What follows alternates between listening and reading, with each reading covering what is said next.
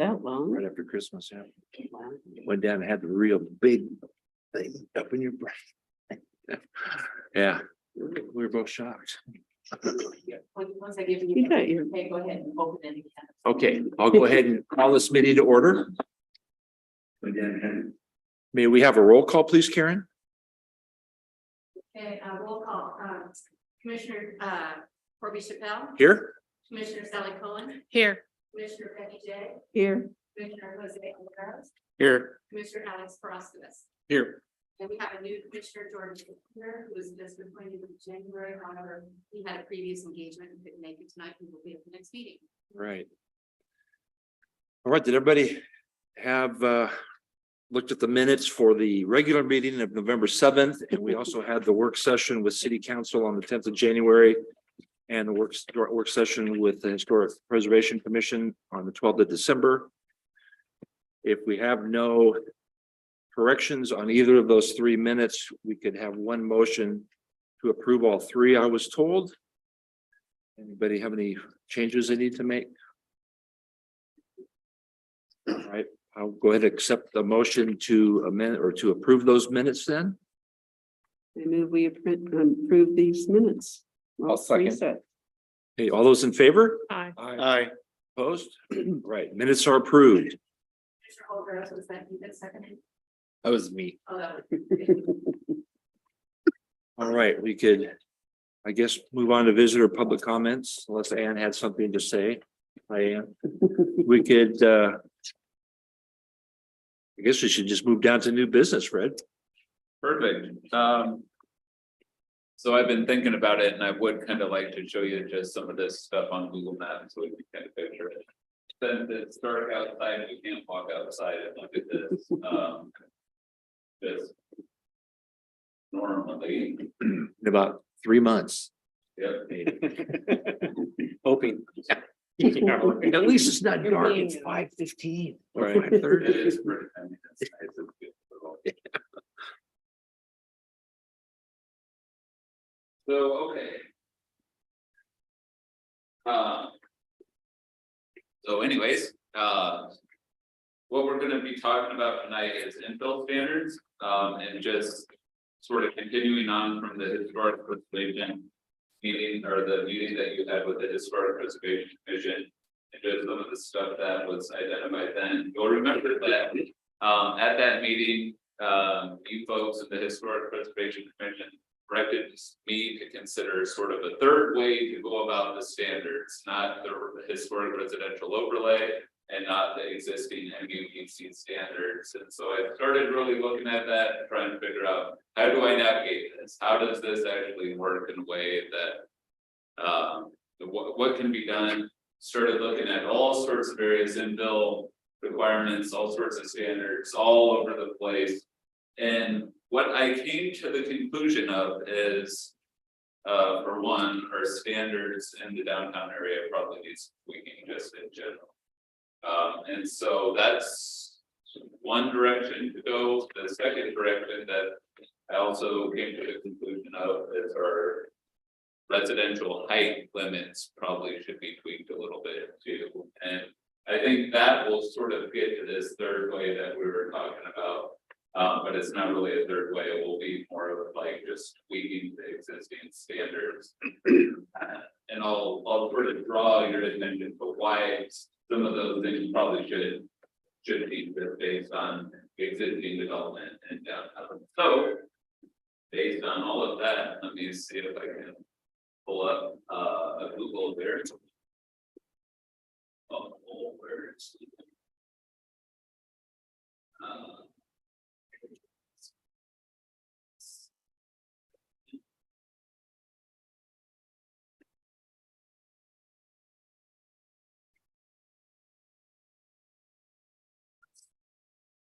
So when we looked at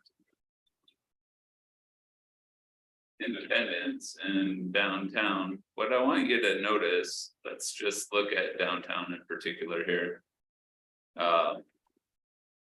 When we look at downtown, what you'll notice is there's not many buildings larger than 3 stories. In fact, the Sperling building is one of the few 3-story buildings we actually have in downtown. Everything else, if you look at it, is like this, it's 2 stories or 1 story, right? You get down here, even the Cooper building is 2 stories, though they're 2 very tall stories. And so the whole building appears fairly tall.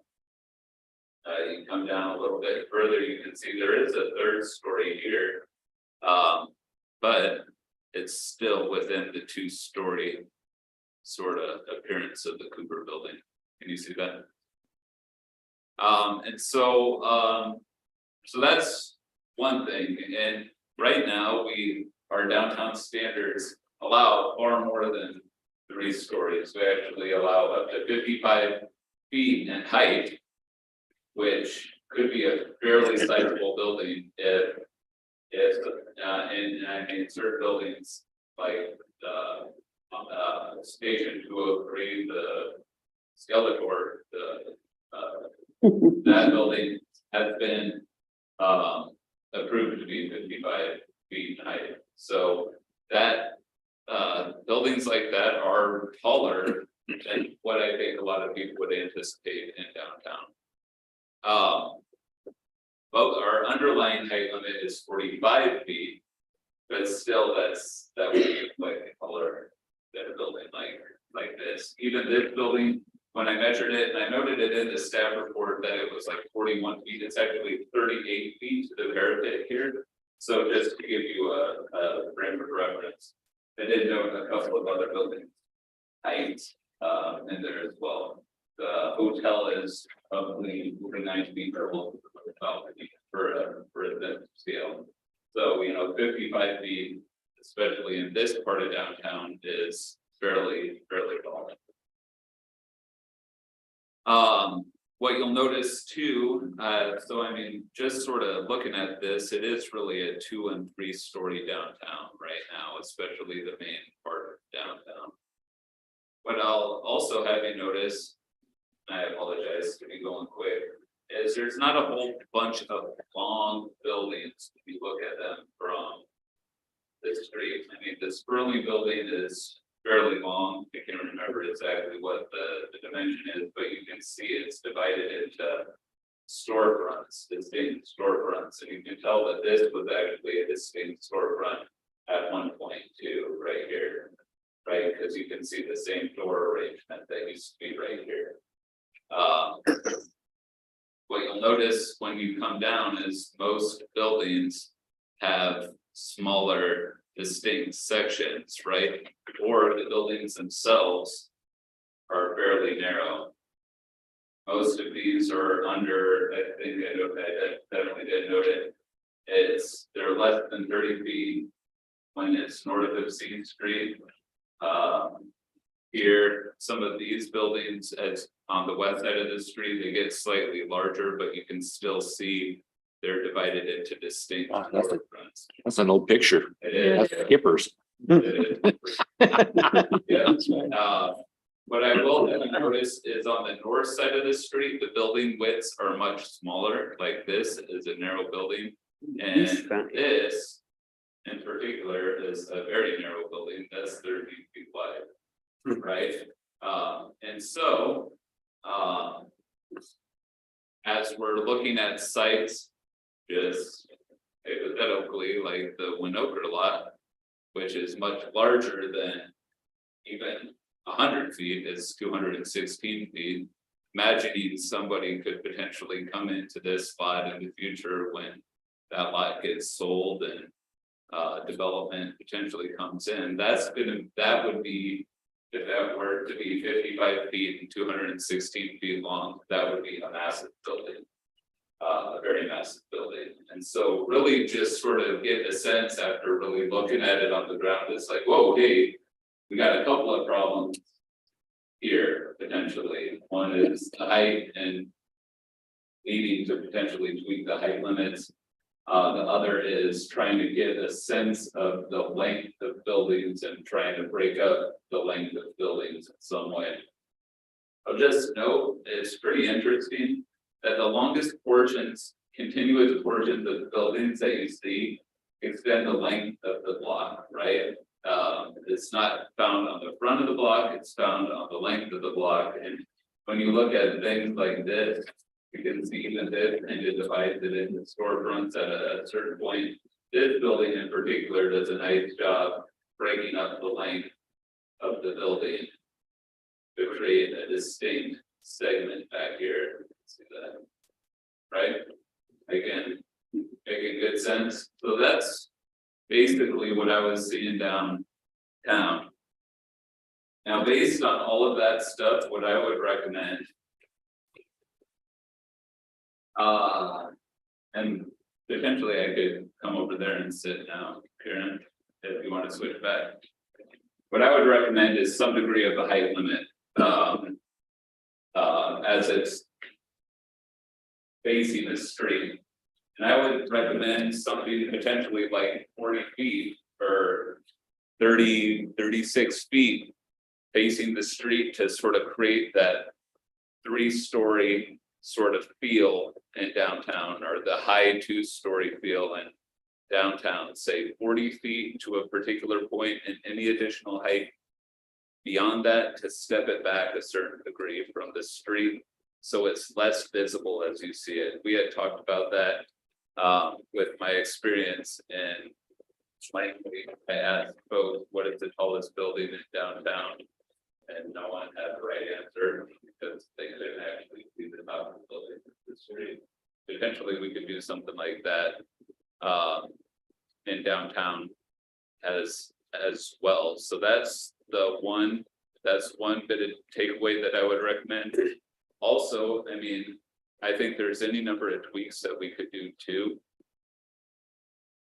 We could say, like, if it's adjacent to a residential zone, that you can't get up to that 55-foot height limit, like, or something like that, or you could step back an additional amount at a certain point. Anything like that. So that's one thing that I would recommend for downtown. And for that, I'll sort of pause for a little bit and just ask if there's any questions, or given some of the stuff that we've seen, what are your thoughts about potentially a cap on the front height, and then stepping back and allowing to go up higher, or anything like that? What are your thoughts? I think that makes a lot of sense. Having come from a town where they allowed higher buildings and they were right next, there was no setback from the sidewalk at all. It produced a very dark canyon during the day because the sun wasn't getting there. So I appreciate your efforts here. How did we get to be 55 feet? We allow 45 feet by right, and then we allow a density, or we allow additional height if you meet certain requirements. Among those requirements, or if you have like solar panels on your roof or something like that. Another one is if you incorporate 3-bedroom units in your building that you're making. Another one is if you incorporate community gathering places in the design of your building. So all of those things allows you to get that additional 10 feet. Right? The Skeletor building you were talking about, is that Aaron Young's? Yeah, 203 months. Okay. And he came before us we approved him getting a higher building. Didn't he go to 49 feet, he said? No, Corby, that building is the one that's 8 corner from the old city hall. Oh, okay. That's- Right. So we don't actually have anything that's 55 feet, right? Maybe the hotel, maybe? The hotel would probably be 55 feet if you incorporated like an elevator tower. But And because and it sits below it. the 49 feet was specifically to the roof terrace roof. that Mm-hmm. Okay. Skeletor, huh? or the Stonehenge. Well, I didn't know that until I think Sally told me that, but well, let's go back to Aaron Young's building. I mean, it faces north and off C Street there. He came before Planning Commission to get a variance to increase his height? You're talking about Osprey Point. Yeah, Osprey. Yes. Yeah, not the unfinished building. That's the. Yeah. Is Osprey Point? That finished? was finished. Okay. Yeah, that was before my time, so I don't know exactly what. Yeah, you're right, Corbin. We had to do, Yeah. we had to approve something, some variance. Because didn't he add another, a floor or something? He, Yeah, he did that. That's the point. That's the story I heard, For your time. So, and the elevator hasn't been working. and I do Really? think, I mean, I mean, as something to think about, I think height, when you look at. I mean, when you look at downtown, like it really is 2 and 3 stories, it sort of slopes down at that point, so the additional height as you're going down.